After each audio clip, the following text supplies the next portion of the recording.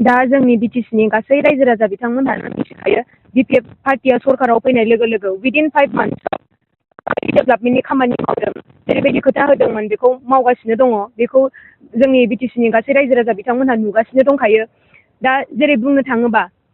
construction लाइनावहाय डेभेलपमेन्टआ जोंना फुल स्पिडआव जागासिनो दङ दा बेखौ नोजोर बोनानैबो जोंनि गोबां बिटिसिनि रायजो राजा बिथांमोनहा खोब मोजां मोननायखौ फोरमायदों आरो जोङो दाब दाब जायगायाव थांनानै जोङो रायजोफोरनिफ्राय गोबां अनसायनायखौ मोनदों आरो नैबे फैबाय थानाय 9 एप्रिलावहाय जानो गोनां एसेम्बलि इलेक्सनाव बिथांमोनाहाय बिपिएफ पार्टिखौनो हाजासे सापर्ट खालामगोन होननानै खोथा होदों आरो आङो दा एसे बिपिएफनि लाइमोन दैदेनगिरि हिसाबै आङो बेखौनो बुंनो सानदों दासिमाव जोंनि बिपिएफ पार्टियाहाय मा लाइमोनफोरनि थाखाय इयुथ्सफोरनि थाखाय मा खामानि मावनानै होखो आरो इयुनाव मा खामानि मावलांबावगोन दा जोंहा जोंनि बिटिसिआव जोंहा जोंनि बिपिएफ पार्टिया गभर्नमेन्ट फैनाय लोगो लोगो जेरैबायदि सिगाङावहाय सिगांनि बिटिसि इलेक्सनावहाय 5 गेरेन्टिस होदोंमोन बे 5 गेरेन्टिसनि मादाव जोंहा इयुथ्सफोरनि थाखाय 100 क्र'रनि बाजेटखौ जोंहा दोननाय जादोंमोन आरो बेखौ 2 लाख खरि जोंहा जोंनि बिटिसिनि गासै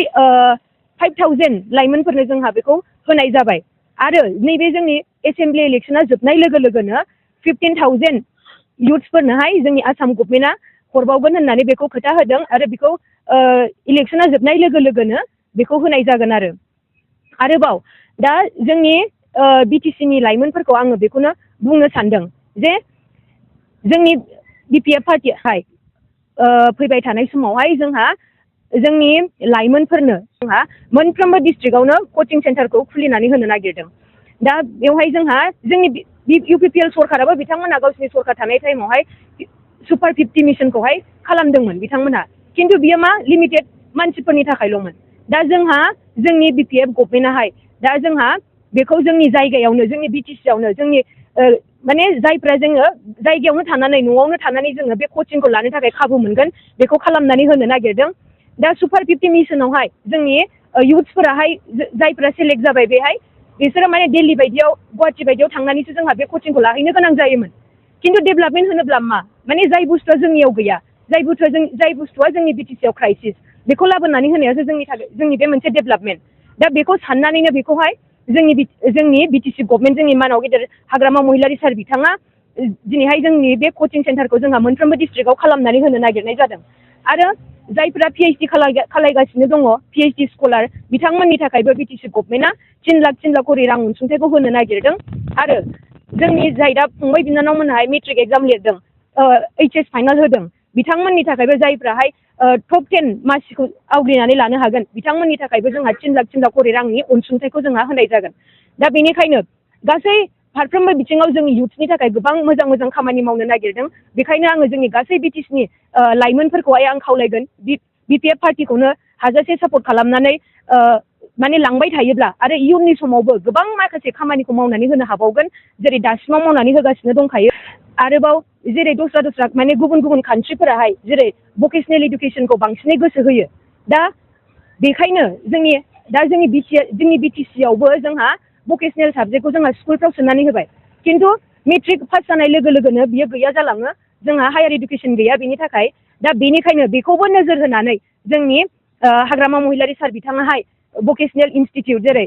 टुरिजम एग्रिकालचार अट'मेटिक बेफोरबायदिखौहाय लाबोनो थाखाय जोंहा हाग्रामा महिलारि सार बिथाङाहाय